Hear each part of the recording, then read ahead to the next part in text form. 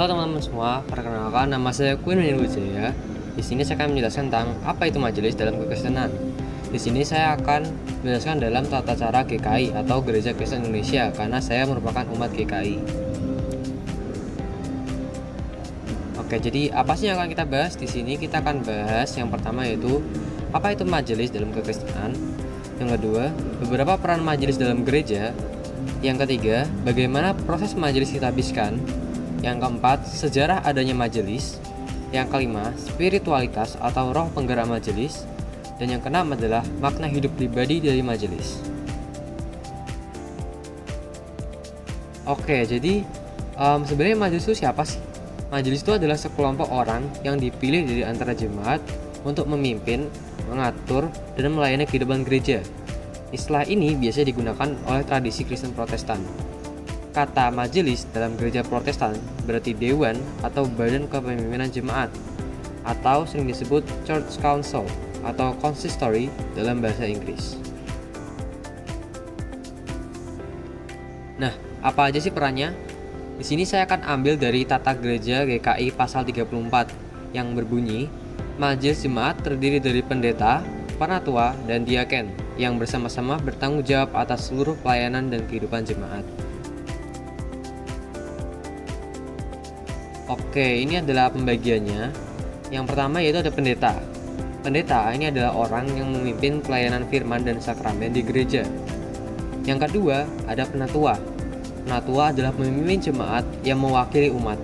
Tugasnya untuk mengawasi kehidupan rohani jemaat, memberi nasihat, dan menjaga disiplin gereja. Penatua juga bisa berperan dalam keputusan kebijakan dan administrasi gereja.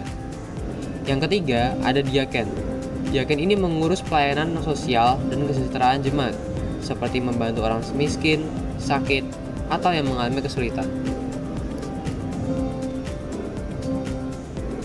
Oke, kalian pasti penasaran kan, bagaimana sih kok bisa calon jemaat itu ditabiskan? Jadi majelis jemaat ini itu ditabiskan dan dipilih oleh jemaat yang mengusulkan nama-nama yang dewasa iman, berperilaku baik dan dihormati. Kemudian akan diseleksi oleh majelis jemaat atau panitia nominasi.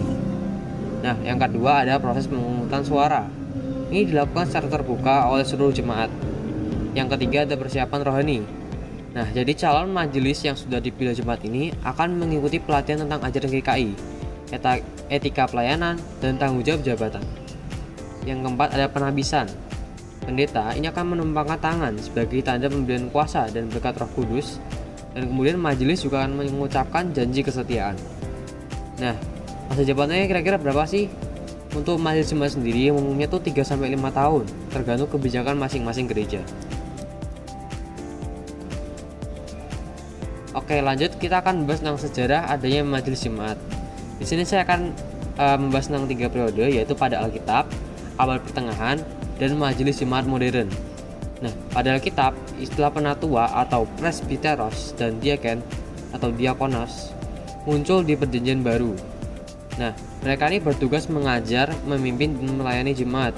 Dan ini dipimpin secara kolektif atau bersama. Ini disebutkan dalam Kisah Para Rasul 6 ayat 1-4. Yang kedua ada abad pertengahan.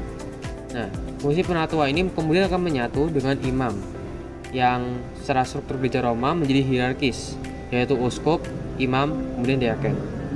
Nah, dengan adanya abad pertengahan ini, kepemimpinan kolektif jemaat ini akan perlahan menghilang. Yang ketiga adalah majelis jemaat modern. Nah, ketika Martin Luther ini dan para reformator lain menentang struktur hierarkis gereja Roma yang mempunyai kekuasaan di tangan imam dan uskup, mereka membentuk majelis jemaat. John Calvin dalam Genewa pada tahun 1541 menulis Ecclesiastical Ordinances yang menetapkan 4 jabatan, yaitu pendeta, penatua, diaken, dan guru teologi. Nah, kemudian akan dibentuk Genevan Consistory yang dewan pendeta dan penatua awam yang mengatur disiplin dan kehidupan jemaat. Nah, dari Genevan Consistory inilah model majelis jemaat Protestan modern muncul. Spiritualitas majelis adalah hidup dalam ketaatan pada Kristus, dipimpin oleh Roh Kudus, berakar dalam kasih, dan berbuah dalam pelayanan yang tulus kepada jemaat dan dunia.